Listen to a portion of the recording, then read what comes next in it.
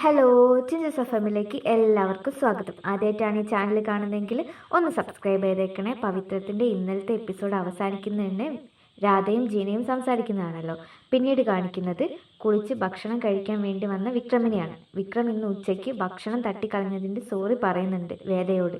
ഇത് കേട്ട വേദ പറയാണ്, ഇന്ന് നിങ്ങൾ ചെയ്തതെല്ലാം ഞാൻ അച്ഛമ്മയോട് പറഞ്ഞിട്ടുണ്ട് എന്നും നിങ്ങൾ നാളെ എൻ്റെ കൂടെ ഒരു സ്ഥലം വരെ വരണമെന്നും. പിന്നീട് കാണിക്കുന്നത് വിക്രമിനെ കുറ്റപ്പെടുത്തി പറയുന്ന രാധയോട് തർക്കിക്കുന്ന ജീനയാണ്. അപ്പോഴാണ് അവിടേക്ക് രാധയുടെ അമ്മ വരുന്നത്. അവളെ കണ്ടെന്നു അവർ അവളുടെ മുഖത്തടിക്കുകയും പിടിച്ച് വീട്ടിലേക്ക് കൊണ്ടുപോവുകയും ചെയ്യുന്നുണ്ട്. പിന്നീട് കാണിക്കുന്നത് പുറത്തു പോകാൻ വേണ്ടി മാറ്റി നിൽക്കുന്ന വേദയാണ്.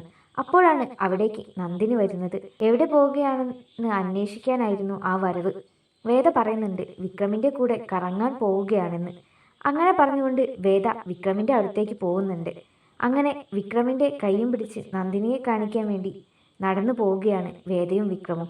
പിന്നീട് കാണിക്കുന്നത് ഇന്നലെ മദ്യപിച്ചതിനെ തുടർന്ന് ഛർദ്ദിക്കുന്ന രാധയെയാണ്. പിന്നെ തൻ്റെ ഭാഗത്തു നിന്നും ഇങ്ങനെ ഒരു തെറ്റ് ഉണ്ടാവില്ല എന്നും താൻ ചെയ്തത് തെറ്റാണെന്നും പറഞ്ഞ് കെട്ടിപ്പിടിച്ച് കരയുന്ന രാധയെയാണ്. അമ്മയെ കെട്ടിപ്പിടിച്ച് കരയുന്ന രാധയാണ്.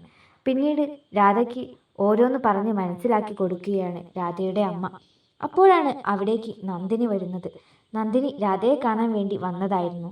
നന്ദിനി രാധയോട് ചോദിക്കുന്നുണ്ട്, നീ എന്തിനാ വേദയെ പേടിച്ച് നടക്കുന്നതെന്നും വിക്രം പറഞ്ഞതെല്ലാം നീ കാര്യമാക്കി എടുക്കണ്ട എന്നും. അങ്ങനെ ഓരോന്ന് പറഞ്ഞ് രാധയെ മനസ്സ് മാറ്റിയെടുക്കുകയാണ് നന്ദിനി. ഇതോടുകൂടി ഇന്നത്തെ എപ്പിസോഡ് അവസാനിക്കുകയാണ്. നാളത്തെ എപ്പിസോഡായിട്ട് വരുന്നവരെ ടാറ്റാ, ബൈ ബൈ.